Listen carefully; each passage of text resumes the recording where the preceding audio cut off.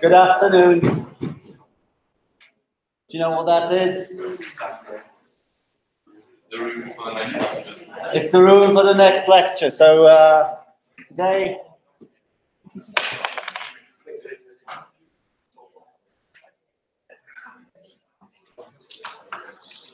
it's not in the usual. Okay.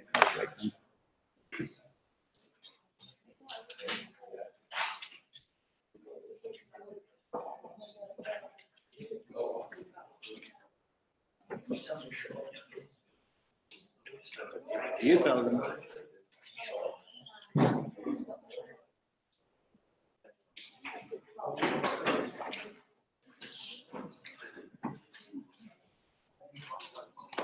Okay. If you've come here just to sign in, then you can sign in and go. Thank you. But if you want to chat, then it's better if you're somewhere else rather than here. If you want to talk to me about that, well, not that, but the thing that's coming, that's good. But otherwise, I would rather you to be somewhere else. Thank you. So today, the 4 p.m. lecture is somewhere else than usual. It's in the law school building 2.10, in case you're going.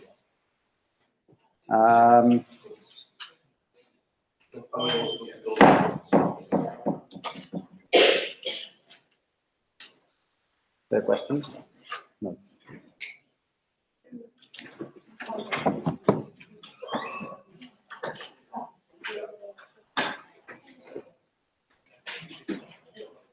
All right, as a recap, what we were doing last week is, thank you.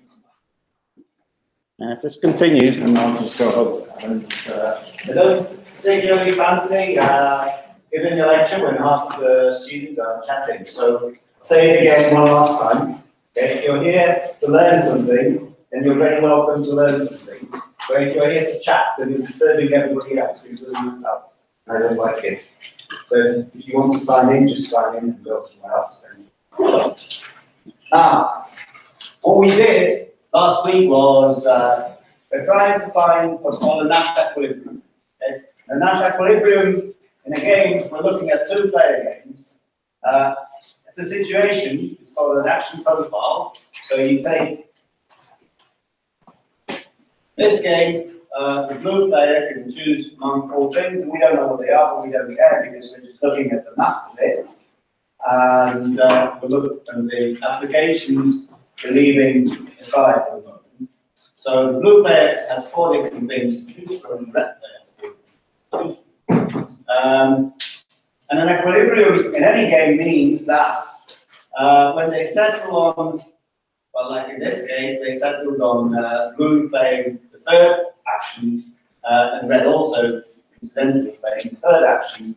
None of the 2 players, by switching to doing something else, can improve what they are learning. So these numbers in the matrix, or in the table, they indicate how much the row player is earning. So we call them blue, the row player. And, come on, because we're talking about what's called a zero-sum game, we're assuming that what the red player is earning is the opposite numbers. So in here, the blue players payoff, what they are earning is 1, and the red guys payoff is -1. As a result. Okay? And so in this case, the blue player, if they switch to doing something else, they can only get a worse payoff. If they switch to B2, they would get 0 instead of 1. If they switch to B1, they would get -1 instead of 1. If they switch to B4, they would get 0 instead of 1. Okay? And similarly, the red player in this situation can't improve because if they switched to R2, they would be losing 2. So now think the column player is the losing payoffs, as it were. They would be losing 5 if they switched here, and they would be losing 3 3 if they switch it. And in this case, we found the equilibrium in this game by looking at dominated strategies. But that was last week. Today we'll look at a different situation where there are no dominated strategies, which is in this game here. So in this game here, and again, it doesn't really matter what the game as a real life situation is. For us, for the mathematical analysis, what the game is it's enough if we get the matrix and we know the payoffs of the individual outcomes. Okay, so again, these numbers are the blue's payoffs. The blue is trying to maximize the payoff, whereas the red player is trying to minimize it. And you can see here there are no dominated strategies because so a dominated strategy would mean that, for example, B1 would always be greater than some other one. Okay, and here that doesn't happen.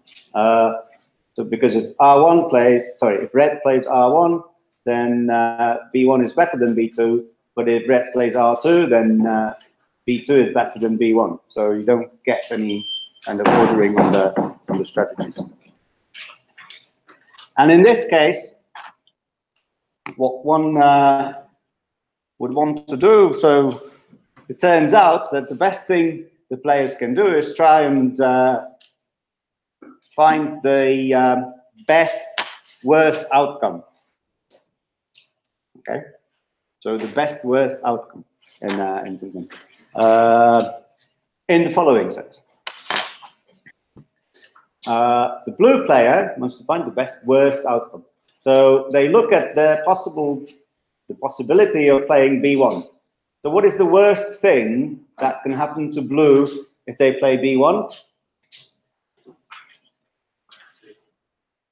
Yes, the worst thing is that that can happen is, as you said, -2. But in fact, what it is that the red player will settle for R3, and blue would get a payoff of -2. So the worst thing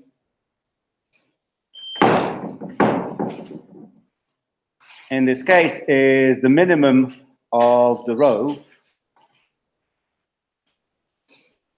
would be -2. Okay, and then the minimum of the second row, that's easy, is 0, and the minimum of the third row is -2 as well. Okay, so the blue player looks at it and says, oh, right, the risk is bad. If I play B1, I could be losing 2. If I play B3, I could be losing 2.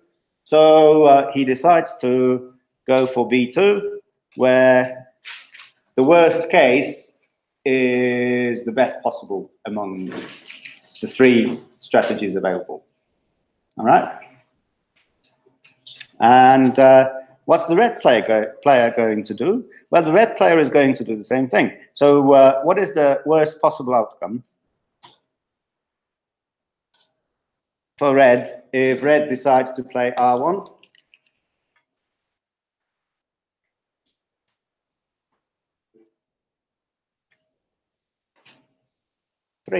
Oh, B3. B3. Okay. No. Any other guesses? Answers? Yeah. B1, because that would be blue gaining 2. Exactly. Oh, it's good that you said B3 because it's good to realize and always keep in mind that the red player, these numbers mean how much they are losing. Okay, so what they're trying to do is lose as little as possible. So they're trying to find. Okay, so their goal is to minimize the outcome. Okay? So the worst thing that can happen to them is the maximum of that column. So in this case, so for the blue it was the minimum of row, but for the red player is the maximum of each column. So in the first column, B1 is the worst thing that could happen, and the minimum is 2. And in the second one, it's 0, I think, and in the third one, it's 4. And so where the blue took the largest of the minima, the red player is going to take the least of the maxima. Oops, I want to do it red. Okay, so the red player will opt for R2 because that's the thing that is the least bad for them, or among the worst outcomes that could happen to them. Okay? Now, this gives us a certain thing, namely, it gives us that if they, that's a nasty color, it's there. So what happens, right? So blue plays B2 and red plays R2. Now, I didn't tell you why they should be looking to find the worst outcome and then the best among them, and the worst outcome and then the best among them. But we should check whether it works or not. Okay. So is this B2 R2 an equilibrium?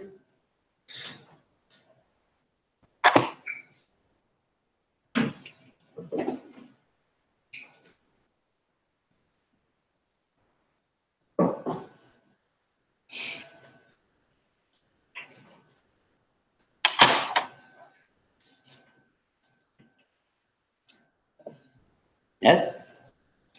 No?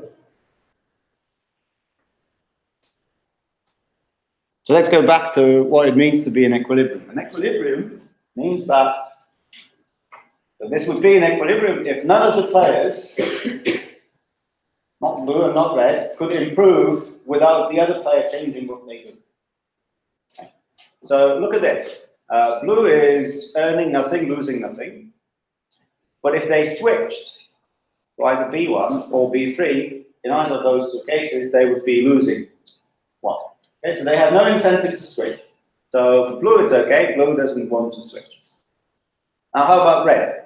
Red, again, is earning nothing, losing nothing. But if they switched to R1, they would be losing one. And if they switched to R3, they would be losing three. So they also have no incentive to switch.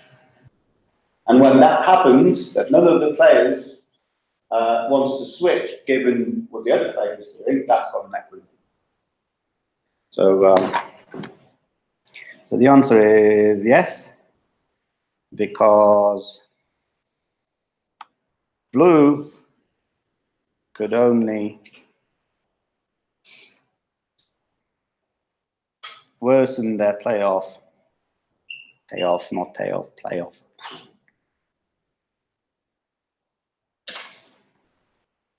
To -1 by switching.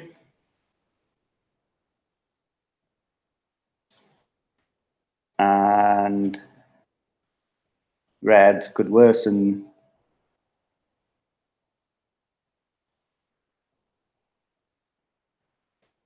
to, what was it? 1 or 3. But they can't improve.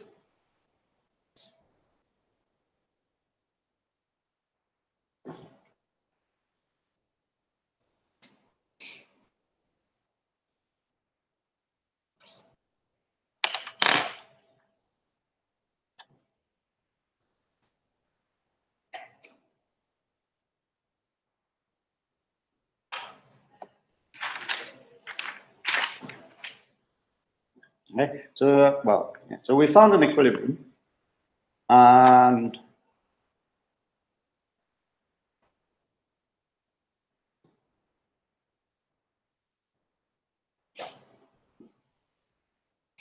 an equilibrium of this type. So an equilibrium which coming from this min max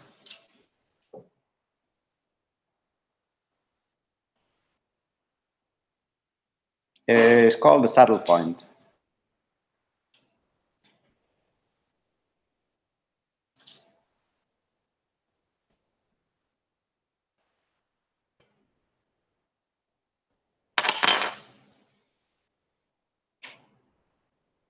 Why is it called a saddle point? I didn't bring the picture.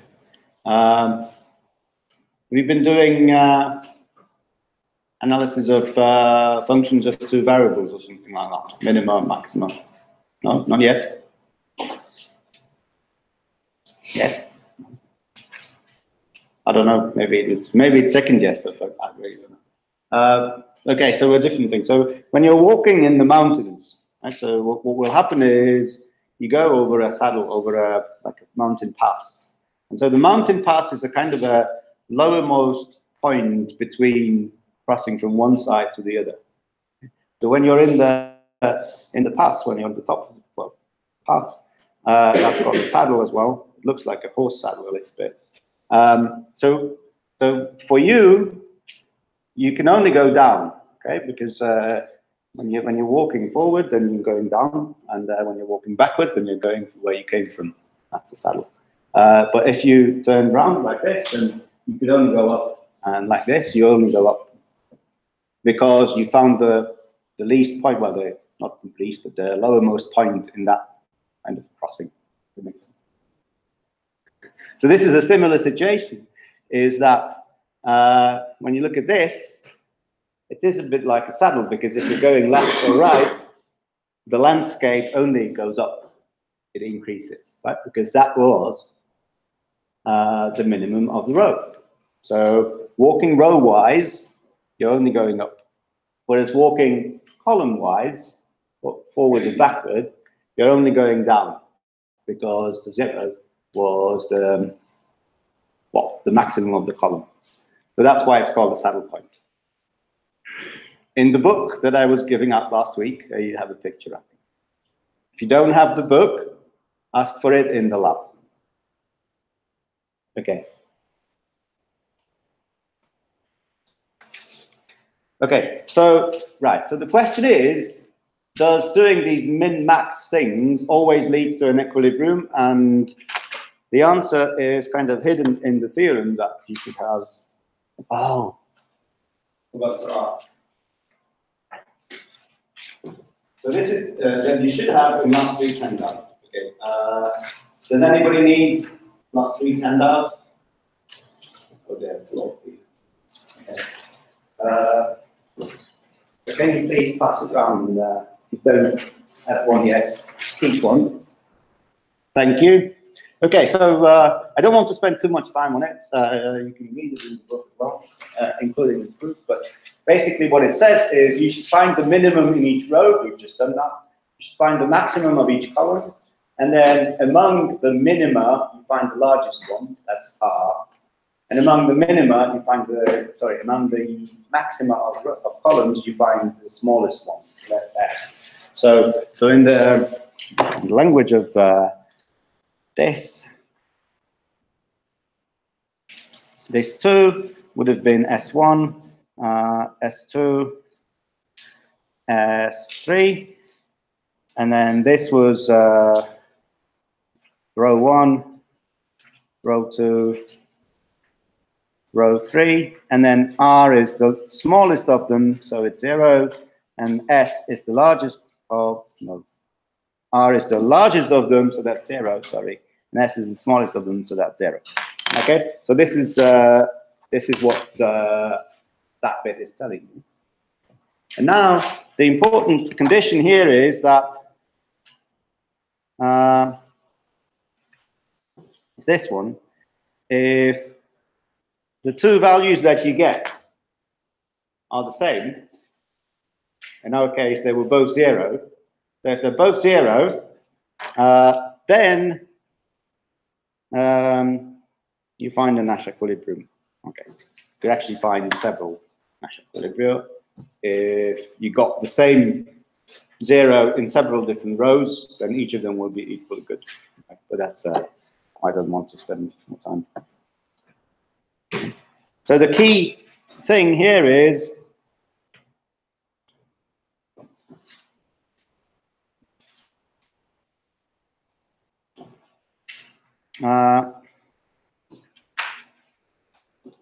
if the best worst thing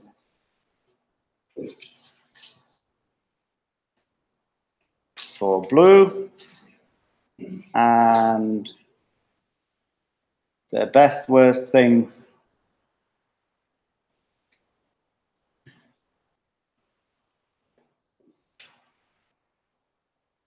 for red give you the same value.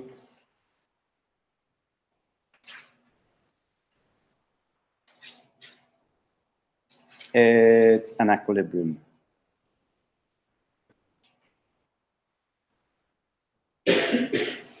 Otherwise, it isn't.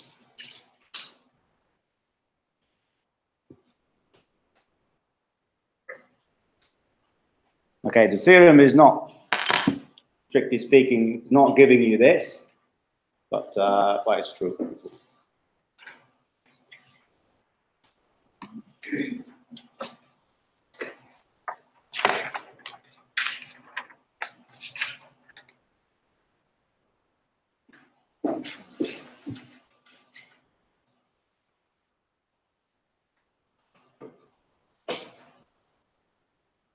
I'm not telling you the proof because the proof is in the book and because we're slightly running out of time.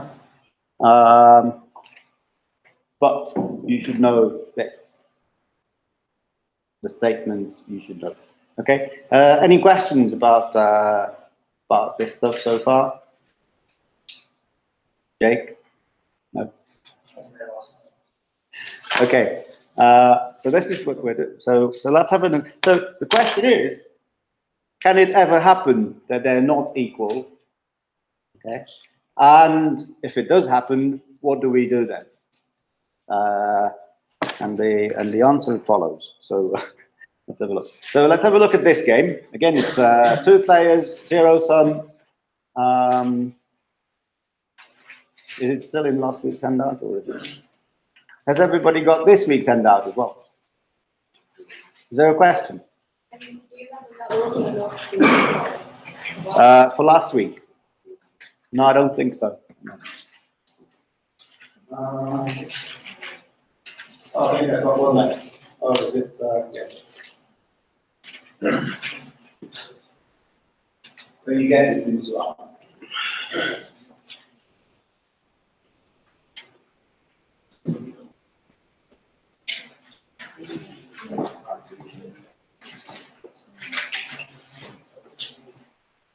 Okay. Have you solved it yet?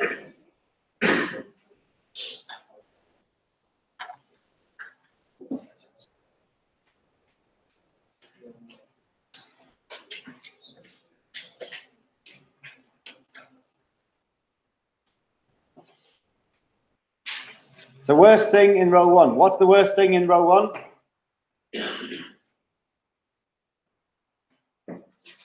One, yes, for R3. In row 2, 0, when red plays R2. And for the third row, it's -2, okay?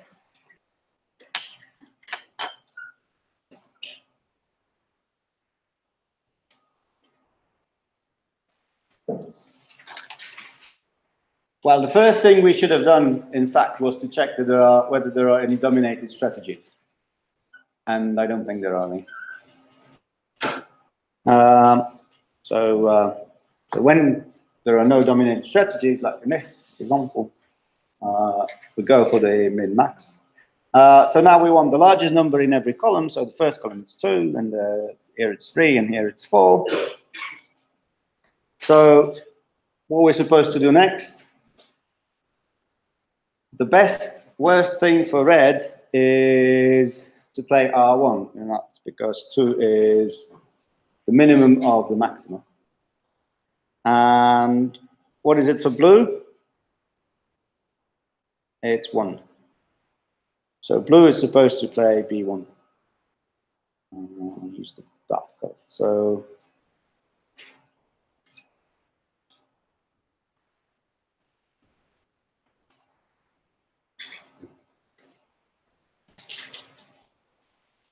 this min-max analysis finds the action profile, which is B1, R1.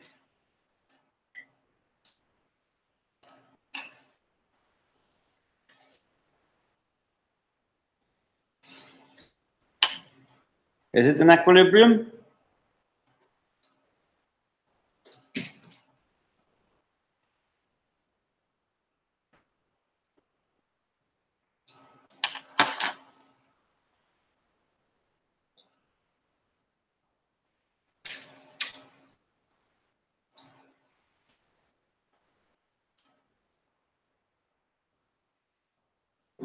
No. Why not?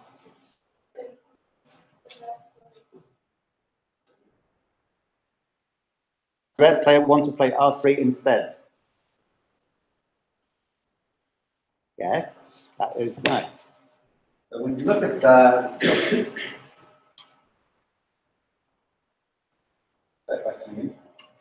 okay, sorry. So when you look at this, the red player, always keep in mind the column player, the red player, the smaller the number, the better for the.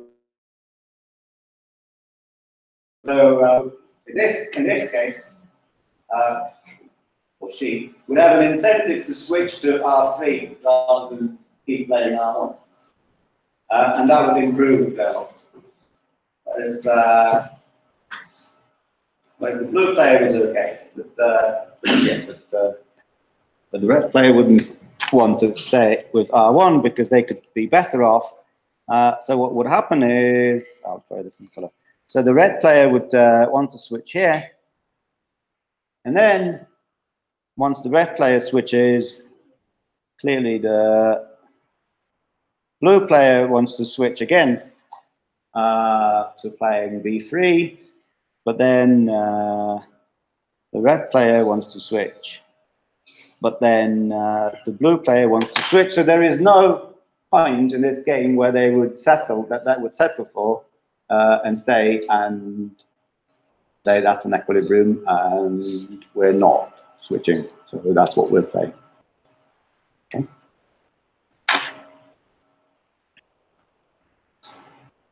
So what should they do?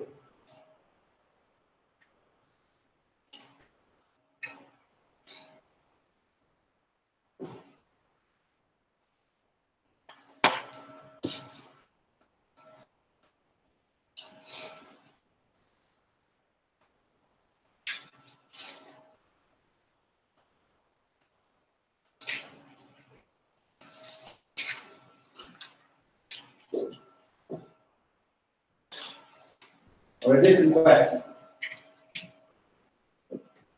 Who doesn't know the rock, paper, scissors game? Who does know it? Okay, so that looks like everybody knows. What is the matrix?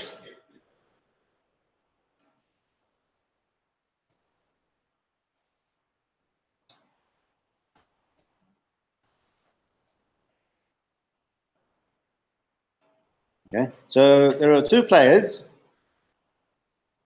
and the blue player can play rock, paper, or scissors. Is that right? And then the red player can play rock, paper, or scissors. If they both play rock, what is the payoff for blue? Well, it's a draw. So we can put a 0, like nobody gains anything. I'm doing a bit of a magic with it, but anyway. So if blue plays rock and red plays paper, who's winning? Red is winning, so blue is losing something, and here they're winning. And well, so on the diagonal it's always 0.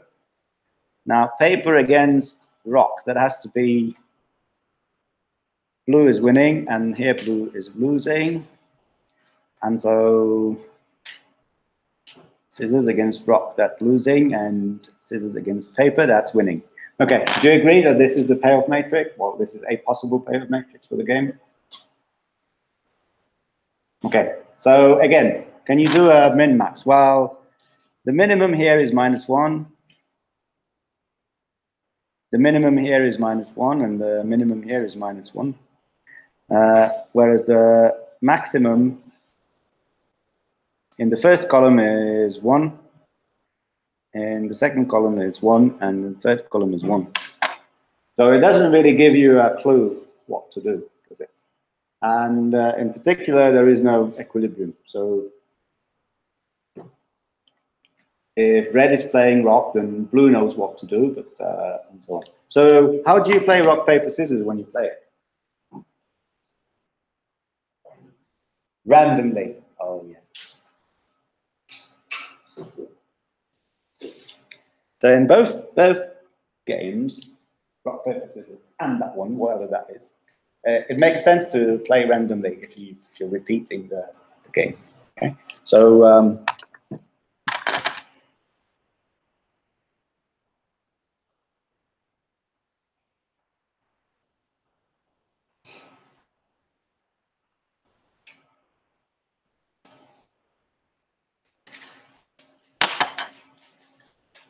but contrary to popular thinking, randomly does not mean that you just do anything at all, does it? You probably know that randomness can also be analyzed. So so randomly means that you will have what? Series of the same. Possibly. But it's a nasty word starting with P and ending with Y. Probability. Okay, so can one do something better than you know? So what does it mean to play randomly? So if you're playing randomly, you can still play randomly with certain probabilities given to the individual actions. And I don't know.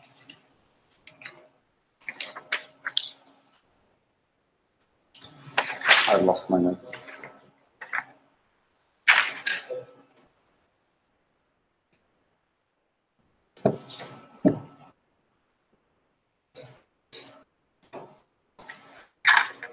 So what you could do is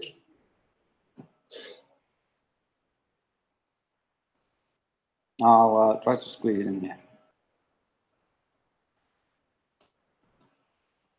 So the blue player could come with some probabilities of playing the B1, B2, and B3. Okay, so so let's say, for example, absolutely, I'm just making it up.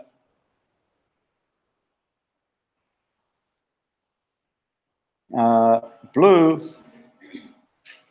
could play B1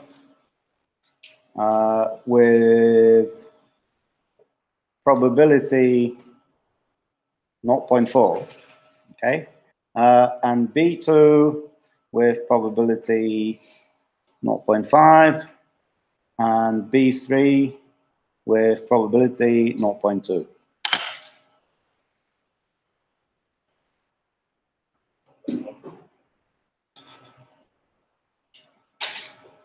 Well, so you realized I was cheating. Yeah. Why not 0.2?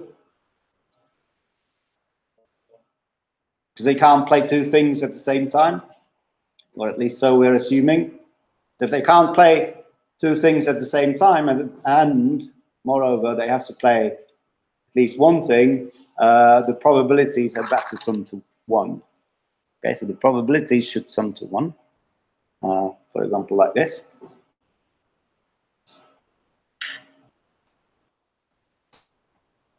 Okay, and again, for example, red could, and I'm just going to write the numbers, so something like 0.2, 0.3, no, it's not going to fit.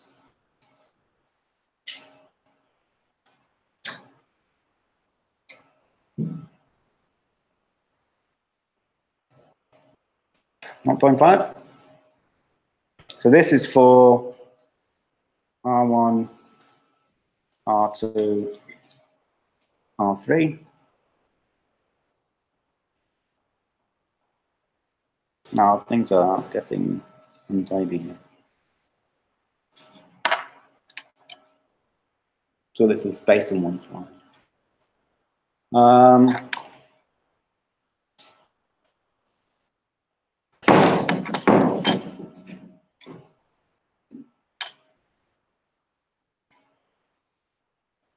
Don't think of it. Yeah, you just need to sign in somewhere.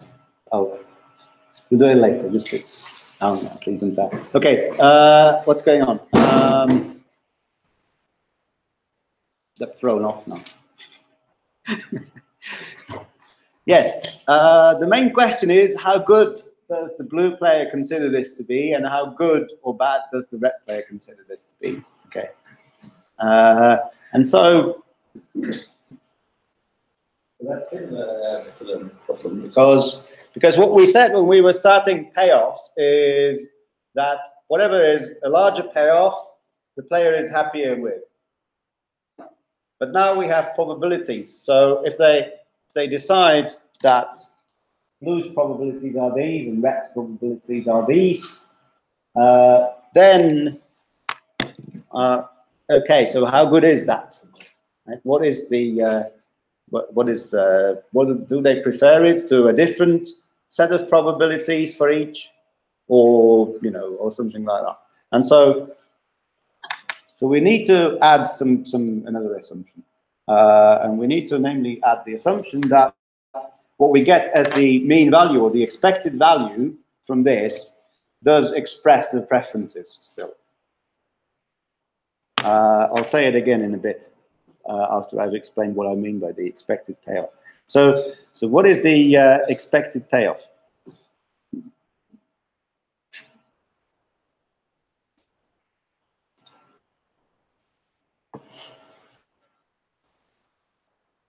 I'm putting too much into one slide.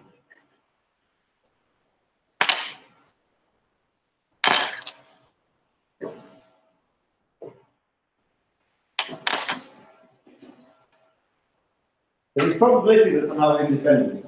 Blue's probabilities are independent of the red. So what's going to happen? So when you look at, obviously from basic probability, that if these are the probabilities, then you will have a probability of 0.2 times 0.4, or them settling on B1 R1. Yeah, because B1 has probability 0.4 and R1 has probability 0.2. So you multiply them, and that's the probability that the outcome is going to be B1 R1. So the probability of B1 and R1 is 0. What did I say? 4 times 0.2. So that's 0.08, I think. Okay.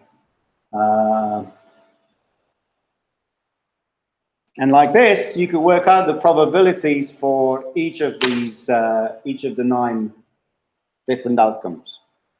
So like this, get probability for each of the 9 outcomes. Right? And each of them comes with a certain payoff. So if you multiply the probabilities with the payoffs and then add them all together, you get the expected value. That's how expected value works. Hope you know that. Okay, so then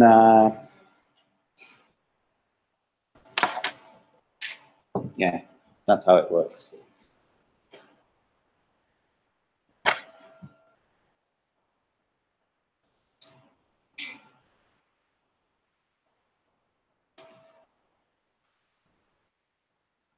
Okay, so what you need to do is take the probability of blue I and red J and times that by the payoff of blue I and red J. Okay, so F is the payoff function.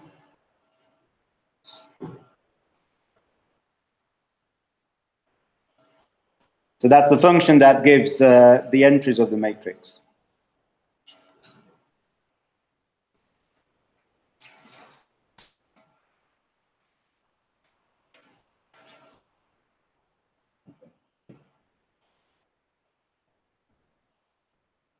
Okay, so that's what we did. We calculated the probability of this.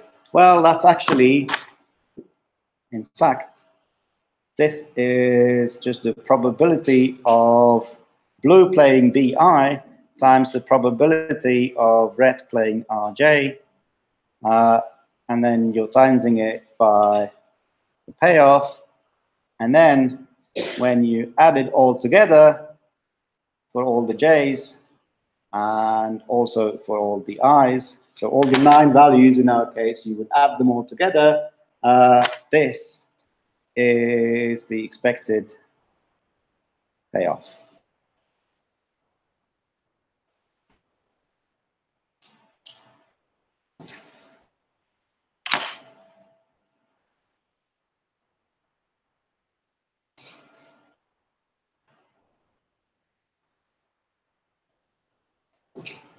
So that's shouldn't be a surprise, because that's the formula you should get from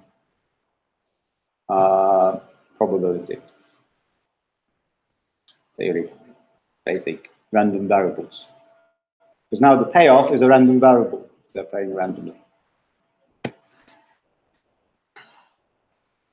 Good. So we've settled on that.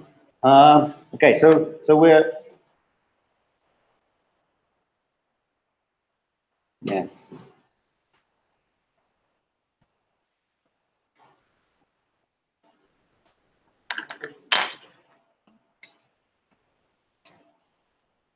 Okay.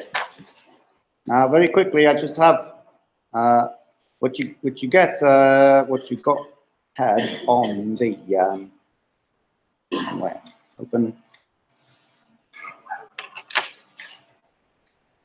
That's on the next handout. Hope everybody has it. If you don't have it, then you should grab one as you're leaving. I'll leave you here. No time to distribute. Okay, so when you're leaving, not as you're leaving. Okay. So we said that we wanted probabilities on the actions, and that's for the mixed strategy. Okay? And sometimes the 3, B1, B2, B3, those are for pure strategies to differentiate them from mixed strategies. Those are the actions. And then remember, we had an action profile. So here we'll do a profile of mixed strategies, which will mean we'll have one probability distribution for blue and another probability distribution for red.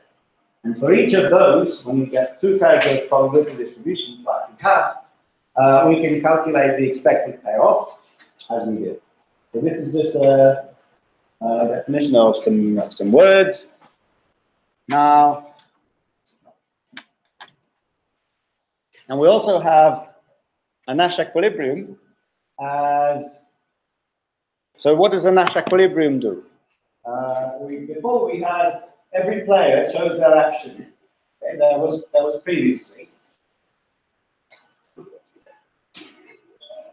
Every player chose their action, and in that situation, none of them had an incentive to do something else. So when we're dealing with mixed strategies, when we have probability distributions, a Nash equilibrium will mean that every player will choose a mixed strategy, okay? And then, instead of improving the payoff, none of the players can improve their expected payoff, because now the payoff will be that expected value by changing the mixed strategy. So basically it's the same thing, except by settling for one of the available actions, you put probabilities on all of the available actions, and both players do it, and the expectation cannot be improved by one player changing their probabilities without the other player changing theirs. That's the idea. Now, how do we find the Nash equilibrium in of mixed strategies like this is then what we're going to do next week. Any questions? Yes?